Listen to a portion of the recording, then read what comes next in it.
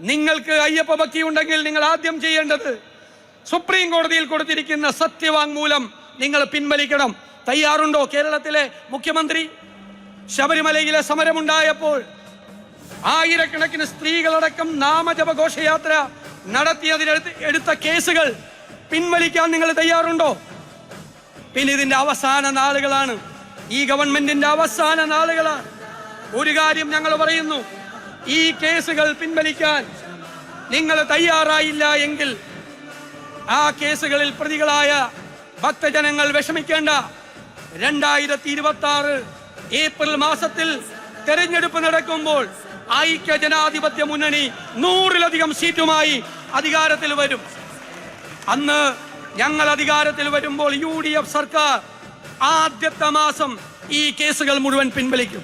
ഞങ്ങൾ വാക്കാണ്, UDFന് വേണ്ടി, കോൺഗ്രസിന് വേണ്ടി ഞങ്ങൾ തരുന്ന വാക്കാണ്.